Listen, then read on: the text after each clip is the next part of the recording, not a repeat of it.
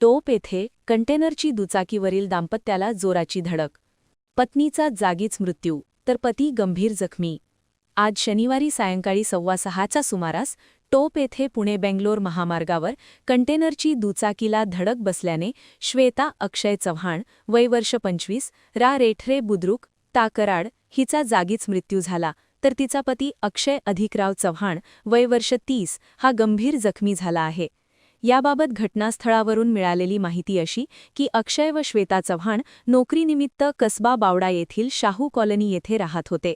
शनिवार-रविवार सुट्टी असल्याने रेठरे बुद्रुक या आपल्या मूळ गावी आपल्या दुचाकीने चालले होते. त्यांची दुचाकी टोप येथील महाडिक वसाहत नजीक आली असता पाठीमागून भरधाव वेगाने येणाऱ्या मालवाहू कंटेनरने त्यांना जोराची धडक दिली.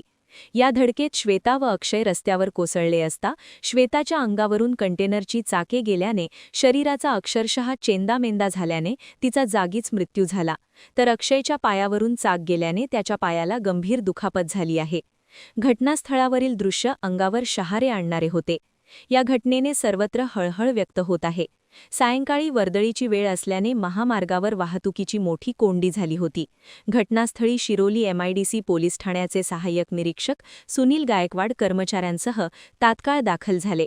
पंचनामा करून मृतदेह उत्तरीय तपासणीसाठी CPR येथे पाठवण्यात आला, तर जखमी अक्षय यास उपचारासाठी कोल्हापूर येथील खासगी इस्पितळात पाठवण्यात आले. वाहतूक पूर्ववत करण्यासाठी शिरोली MIDC पोलीस व महामार्ग पोलीस यांची मोठी दमछाक झाली. महान कार्य न्यूजसाठी पुलाची शिरोलीहून विद्याधर कांबळे.